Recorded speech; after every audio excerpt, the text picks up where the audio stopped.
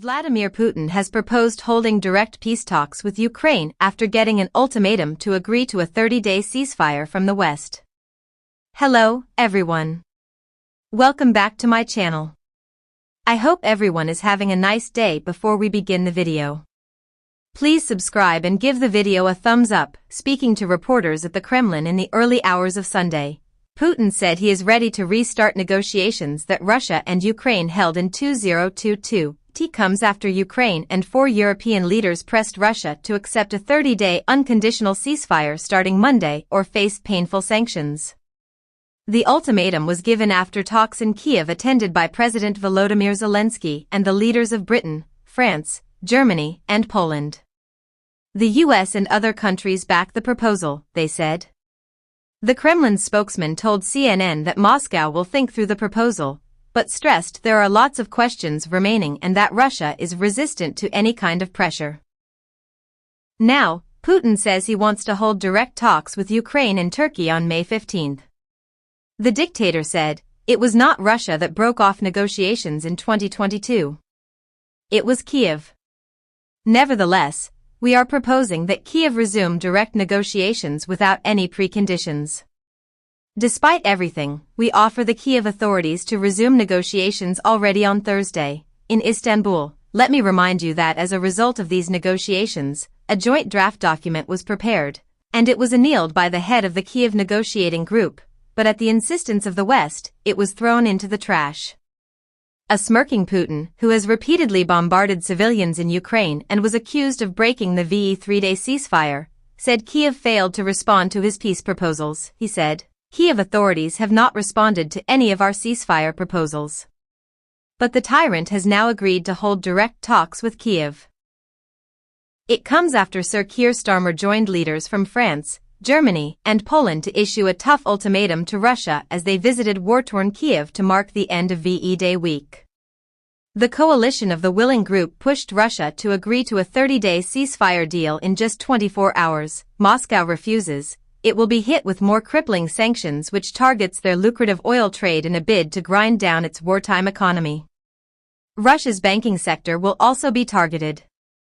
Crucially, Donald Trump backed the plan, piling massive pressure on Putin to sign up to the peace deal or face America's wrath. Last week, Washington announced it would no longer act as the mediator to negotiate a peace deal between Russia and Ukraine after Putin refused to accept a full ceasefire. The State Department said the country is changing the methodology of how we contribute to the talks and will no longer fly around the world at the drop of a hat for meetings. The Sun on Sunday joined Sir Keir in Kiev as he stood shoulder to shoulder with Volodymyr Zelensky to challenge Mad Vlad to lay down his weapons and come to the negotiating table. Speaking at a press conference in the grounds of the Ukrainian presidential palace, Sir Keir said it is time to win the battle for peace. The PM said, "All of us together with the US are calling Putin out. Military aid to Ukraine will again be ramped up so it will be armed to the teeth to take on the Red Army if Putin refuses to comply." Sir Keir said there is unity and strength as around 30 countries across Europe and including Canada, America and Japan are signed up to the plan. But Russian figures immediately hit back at the peace plan. Dmitry Medvedev, the former leader of Russia, fumed online. "Shove these plans into your pangendere *********. The 3-day VE Day ceasefire that Putin announced has now ended, while the leaders are still in Kiev. And Ukraine has accused Russia of already breaching the truce numerous times with bomb raids and gunfire. US intelligence warned that Putin could plot a massive airstrike on Kiev, where world leaders today gathered. American officials felt pressed to issue a public warning, which read, "The U.S. Embassy in Kiev has received information concerning a potentially significant air attack that may occur at any time over the next several days. The embassy, as always, recommends U.S. citizens be prepared to immediately shelter in the event an air alert is announced." A similar warning was issued on November 20 last year, one day before Russia struck Dnipro with an Orshnik ballistic missile. Intelligence has revealed that Russia plans to close the airspace over its Kapustin Yar missile test site between 6 a.m. on Monday and 6 a.m. on Tuesday. Putin opens door to peace talks with Ukraine after ultimatum from West. By your name.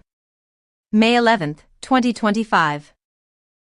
In an extraordinary turn of events that could reshape the course of 21st century geopolitics, Russian President Vladimir Putin has publicly opened the door to peace talks with Ukraine, following an unprecedented ultimatum issued jointly by the European Union and the United States.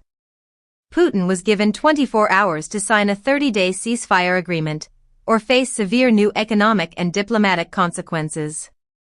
At exactly 1900 hours Moscow time, the Kremlin released a televised statement featuring Putin, flanked by top generals and Foreign Minister Sergei Lavrov. His expression was grave, his words measured. "Russia has never feared dialogue," Putin said. "But today, we are prepared to enter meaningful peace discussions with Ukraine to end the bloodshed that has cost so many lives on both sides." The announcement followed a 48-hour diplomatic frenzy across European capitals and Washington, D.C., sparked by growing concern over escalating violence in Kharkiv and Zaporizhia. Western intelligence reportedly intercepted communications suggesting that Russia was preparing for a massive new offensive. In response, NATO leaders held an emergency summit in Brussels, where they unanimously agreed to deliver the ultimatum: sign a 30-day ceasefire within 24 hours or face the most severe sanctions package in modern history, including complete expulsion from SWIFT, confiscation of overseas assets, and full economic isolation. But few believed Putin would blink. A tectonic shift. Until now, Putin had shown no signs of relenting. His posture since the 2022 invasion of Ukraine had been one of calculated resistance to Western pressure. The war dragged into its third year, with little sign of compromise.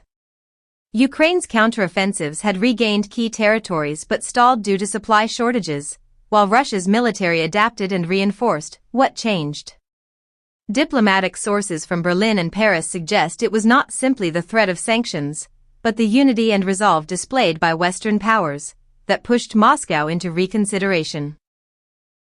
The United States, France, Germany, and the UK, long criticized for divergent approaches to Ukraine, finally presented a unified front.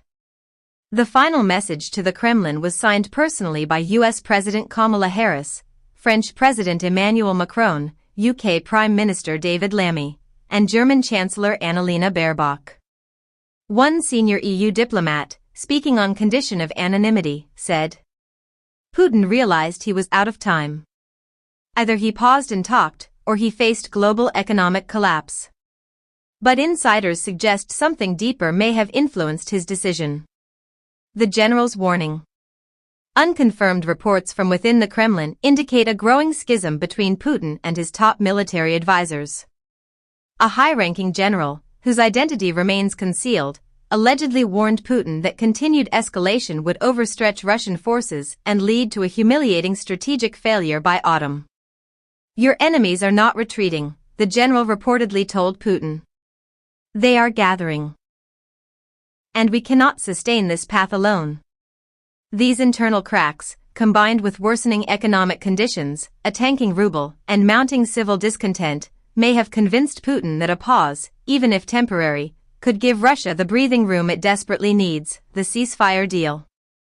Under the proposed ceasefire, both Russian and Ukrainian forces are to halt offensive operations for 30 days, beginning 48 hours after the agreement is signed. Humanitarian corridors will be reopened in Mariupol, Bakhmut, and other hard-hit cities. Both sides will allow the International Red Cross and UN agencies to access prisoners of war. Critically, the ceasefire includes a clause for direct peace talks to be held in Geneva within 7 days of signing. The agenda will include territorial disputes, prisoner exchanges, and a potential roadmap for long-term conflict resolution. Ukrainian President Volodymyr Zelensky, who had been rallying support for a new international coalition during his visit to Ottawa,